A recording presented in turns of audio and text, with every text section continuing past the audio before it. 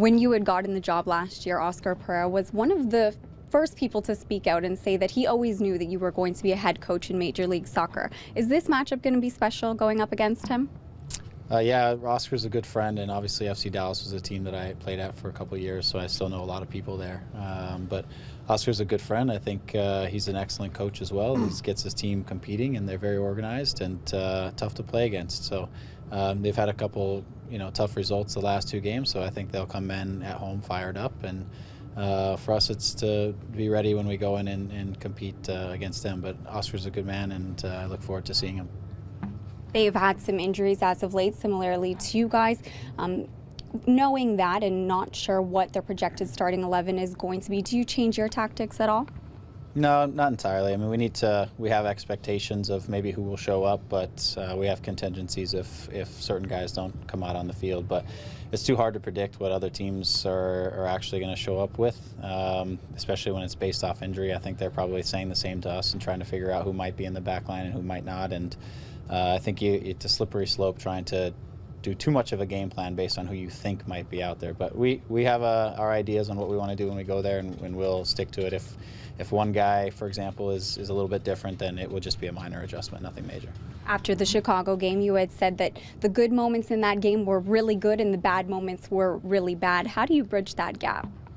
Well, I thought a lot of the bad moments were really on the defending side, and both collectively and individually we need to be more stable defensively, and we did a lot of that over the last couple of weeks since we had some time. We've worked on our collective defending sort of ideas and also what are our individual roles in doing that. And part of it, as I think I said previously in an interview, is some of our mistakes are off of I think guys feeling uncomfortable when they should be comfortable, and it's just they panic a little bit and make decisions that they wouldn't normally make, and they know better than them, and they just are a little uneasy. Having said that, for us, it's just making sure that their roles are clear and what we're trying to do, and their responsibility within given situations is clear, so that they can find comfort in that and then just be the players that they are, and that's all we're asking any of them to do. Damien told us earlier that he's fit, he's ready to go and ready to play on Saturday. Is that? He's not talking out of turn? He's not? He's been in his progression this week, and he's ready to go. He trained today, and looks good. So he could potentially start on Saturday? Yes, he would be available, yeah. Okay, and what about the others? Bloomy is questionable. He got out and did some work with the group today, and I could see that he was a little bit feeling it. So we backed him off a little bit just so we didn't set him back, and we'll see how he develops over the next day or so. Will he travel, or? We're going to go in and make that decision on where he's at right now. I'm going to have a conversation with him and see what he was feeling, but I didn't want to push him beyond anything he was comfortable with and that the training staff was comfortable with. So I'll go find out what that looks like. Steven is not quite ready, and Eric will be on the trip with us, Zavaleta. Marky Delgado has the qualities to be a right back as well, given his experience with Chivas. What do you see from his perspective to thrive perhaps in that role? He's an option. I don't think it's his most comfortable role, in all fairness, especially against a guy like Castillo, who's, got a lot of pace on his side. He's a one-on-one player. I don't know if that's necessarily Marky's most comfortable position, and it's the ideal setting for Marky to be successful. And us as a group, we want to make sure guys feel like they can be successful, because then we can get the best out of them. So for me, Marky he can cover us there if we really need it. But he's an excellent central midfielder, and I think that's his future. He can also play a little bit more as a little bit higher and play wide as a kind of a right midfielder at times. So that's what I see with Marky. If we get in a pinch and we're really in that position where we need him, he can do a job for us. But I don't want to put him in a position that he's not comfortable in dealing with. Did you see the U.S.-Mexico game yesterday? I did. I watched a fair portion of it. Now, when you see Michael play and succeed in a more advanced role, does that tempt you to do the same? Yes and no. I think Michael's fully capable of playing in an advanced role and providing a lot for a team in an advanced role.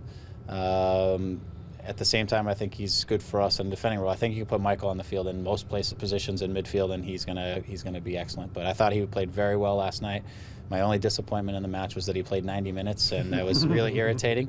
As the game was 2-0, I was really hoping he would get off the field, or they would get him off the field, but they didn't. The good thing we know is that Michael is strong and super fit, and we'll give him a couple days to recover. But I thought he played excellent. Yeah. Perhaps that's something that maybe you can make adjustments in game if he does start in a more defensive role, knowing that he can go forward. Yeah, for sure. It's I mean, it's something we've talked about all along. Is we have options, we have some flexibility with our group. With Sebastian, even his natural position isn't necessarily in that attacking midfield, so he can play high. We know we have some flexibility, and as we work through our team and we get healthy, we'll look at various combinations to see what the actual best one is for us.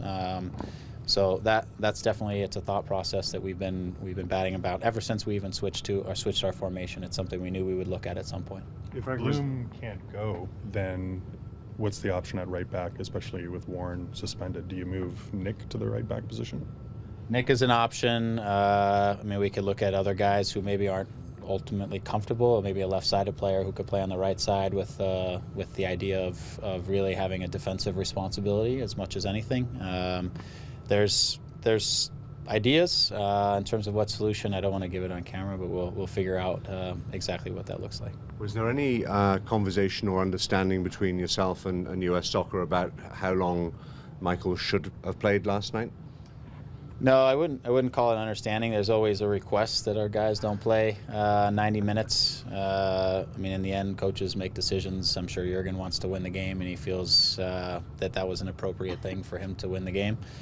So it's unfortunate that we'll deal with the repercussions of him getting 90 minutes. But if there's anyone who can do it, it's Michael. And I know I spoke to him after the game in text, and he was feeling good, and he's excited to rejoin the team. And we told him we'd give him a couple days to recover. But it's definitely something we have to consider as we let guys go, in these games like this, is how long they're actually out there.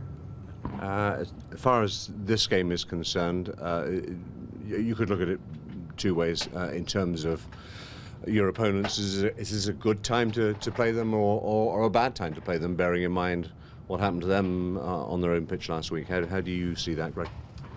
I think the start of every game is, they think they're going to be ready and going to win the game. I think ultimately, as the game progresses, it's how the game sort of settles in. If we can find some good positive moments in attack to create some uncertainty for them and sort of where they are at this moment in time, then I think we can maybe break the confidence and make them feel those last two results are still in them.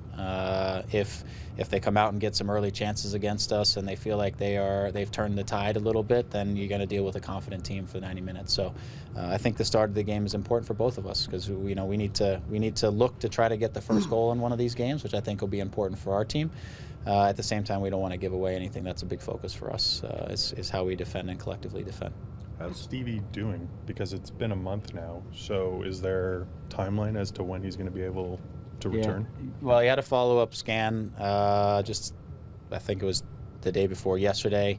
Things are definitely progressing for him. So now it's kind of what we call back to sport. And so he's starting to progress him into training sessions now, and making sure he doesn't have an adverse response as he starts to get back into training. So we'll see him on the field, I think, next week as we get going. And then, with all things go according to plan, then he might be available for the following week. But the guys have to see what the reaction is. But he's definitely moving in the right direction.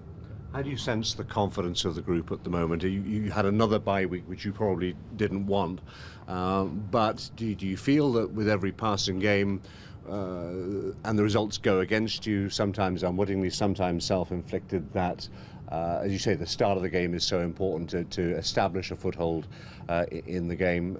How do you assess the general level of confidence and awareness amongst this group at the moment? For us, I think the group is very confident. I think when they look back at the games that we've played so far, we and I say they feel like we should have gotten more out of those games for sure. And because of that, we know what we're capable of. We've looked back at the goals. We've watched long stretches of the games and areas that we can improve and progress. And so I think the group is very confident in what they're capable of doing, right? And so now it's for us to fulfill our responsibilities together as a group and manage the difficult moments a little bit better than we have in the last couple of games, and not ultimately not give away goals right after we give away goals or we get goals. And the group is very confident. We're all confident in what we're capable of doing, and looking forward to getting on the field again. The hard part is that when you lose and then you have to take a week and you have to just sit on it for another week, and these byes are not helping us catch a rhythm in terms of our play. But at the same time, if we didn't have the buys, we would just be playing more away games right now. So it's a hit and miss. But the group is looking forward to go. And obviously, as we get guys back to healthy, and these are key veteran guys, they also help the confidence of the group and as a whole.